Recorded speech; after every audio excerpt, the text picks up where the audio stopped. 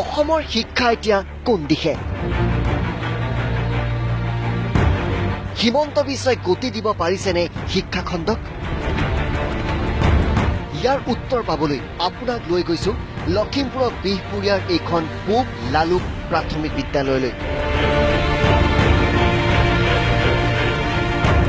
এইখন বিদ্যালয়তে আপুনি লগ পাব বিশ্বৰ আজব প্ৰধান শিক্ষয়িত্ৰীগৰাকীক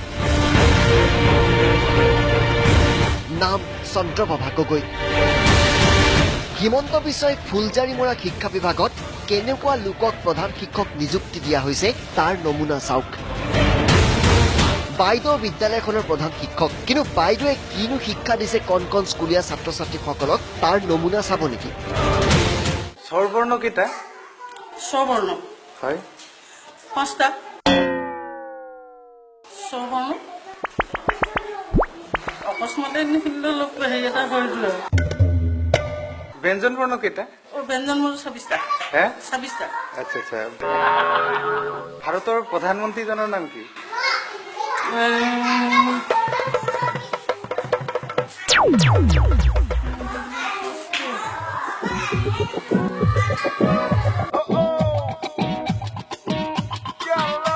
আমি সকলোৱে জানো স্বৰবৰ্ণ 11টা আৰু ব্যঞ্জন বৰ্ণ 42টা বুলি পিছে প্ৰধান শিক্ষয়িত্ৰী চন্দ্ৰপ্ৰভা গগৈ বাইদেউৰ আকৌ হিচাপ ওলোটা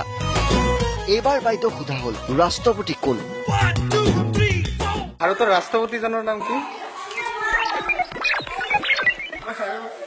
ৰাষ্ট্ৰপতি ইমান হেৰিকে ইমান প্ৰিপেয়াৰ হোৱা নাই নহয় চব হেৰি কৰি থকা নাই গম নাপায় ন ৰাষ্ট্ৰপতি অসমৰ ৰাজ্যপালজনৰ নাম কি জানেনে এইখিনি মনত নাই ৰখা নহয় যে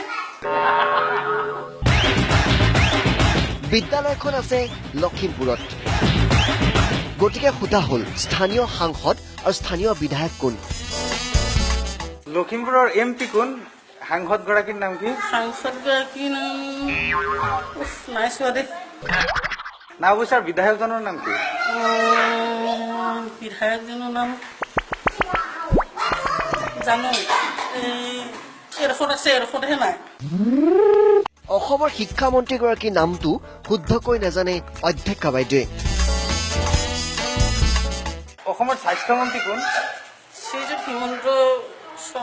হিমন্ত শৰ্মা এনে প্ৰধান শিক্ষকৰে চলিছে এতিয়া অসমৰ একাংশ বিদ্যালয় আৰু এনে শিক্ষাই সৰুৰে পৰা এতিয়া লাভ কৰিছে স্কুলীয়া ছাত্ৰ ছাত্ৰীসকলে লখিমপুৰৰ উপায়ুক্তগৰাকীৰ নাম জানেনে মনত নাই নহয় এতিয়া মনত নাই মনত নাই ইমান হেৰি নকৰিব হ'ব ৰাষ্ট্ৰপতি দেই বান্দৰদুৱাৰ পৰা হাছিনুৰ আলাম আছাম টক্স